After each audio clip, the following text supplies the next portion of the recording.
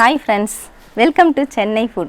தர்பூசணி பழத்தை நாம அப்படியே கட் பண்ணி சாப்பிட்டாலே நல்லா தாங்க இருக்கும். ஆனா இந்த கோடை காலத்தோட சூட்டை தணிக்கிறதுக்காக ஜூஸ் செஞ்சு சாப்பிட்டா இன்னும் சூப்பரா இருக்கும். அது கூட சில பொருட்களையும் சேர்த்து ஜூஸ் செஞ்சா ரொம்ப டேஸ்டா இருக்கும். தர்பூசணி ஜூஸ் எப்படி செய்யறதுன்னு பார்க்க போறோம். வாங்க பார்க்கலாம்.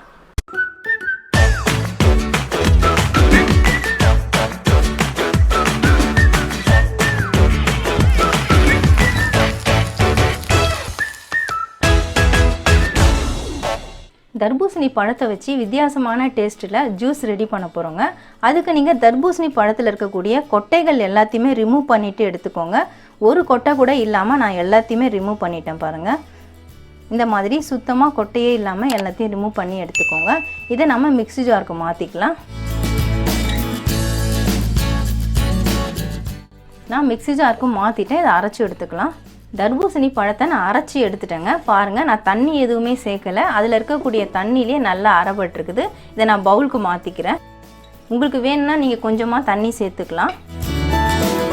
இதை நான் கொட்டை எல்லாத்தையுமே எடுத்ததுனால இதை வடிகட்ட வேண்டிய அவசியமே கிடையாது. இதை அப்படியே சாப்பிட்லாம். நல்லா திக்காக இருக்கும் இந்த மாதிரி ஜூஸ் ரெடி பண்ணால். இதில் தேவையான அளவு சர்க்கரை போட்டுக்கலாம். ஏற்கனவே தர்பூசணி பழத்திலே ஸ்வீட்னஸ் இருக்கும்.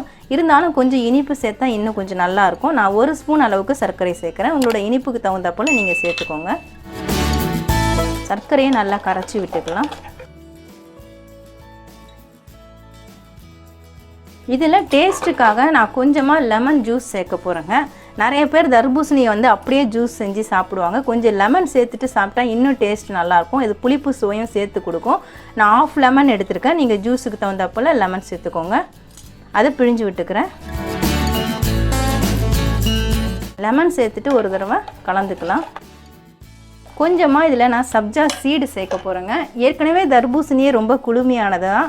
இதில் சப்ஜா சீடு சேர்த்து சாப்பிடும்பொழுது இன்னும் குளிர்ச்சியாக இருக்கும். இந்த கோடை காலத்தை சமாளிக்கிறதுக்கு ரொம்ப குளிர்ச்சியான ஜூஸ் நம்ம ரெடி பண்ணி சாப்பிட்லாம். நான் 1/2 ஸ்பூன் அளவுக்கு தான் சப்ஜா சீடு ஊற வச்சேன். அதுவே பாருங்கள் இந்த அளவுக்கு கிடச்சிருக்குது.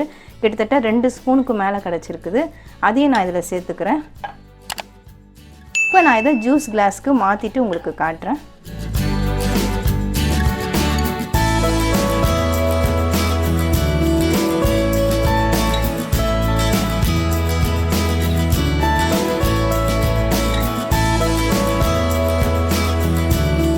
ஜூஸை நான் கிளாஸில் ஊற்றிட்டேங்க. முக்கால் கப்பு வந்திருக்கு.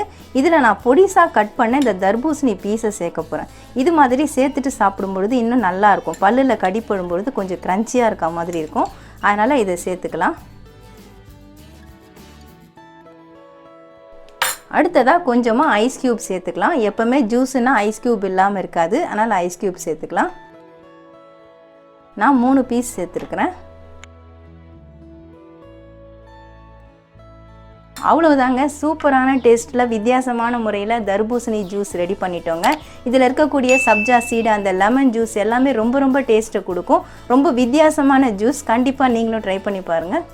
கோடைக்கால உஷ்ணத்தை தணிக்கக்கூடிய தர்பூசணி ஜூஸ் எப்படி செய்கிறதுன்னு வீடியோவில் பார்த்துருப்பீங்க. ரொம்பவே குளிர்ச்சியாக இருக்கும். கண்டிப்பாக ட்ரை பண்ணி பாருங்கள். உங்களுக்கு இந்த வீடியோ பிடிச்சிருந்தா லைக் பண்ணுங்கள், ஷேர் பண்ணுங்கள், சப்ஸ்கிரைப் பண்ணுங்கள். பக்கத்தில் இருக்க பெல் ஐக்கானை கிளிக் பண்ணிக்கோங்க. அதில் ஆல் ஆப்ஷன் காட்டும். அதையும் கிளிக் பண்ணிக்கோங்க. நன்றி, வணக்கம்.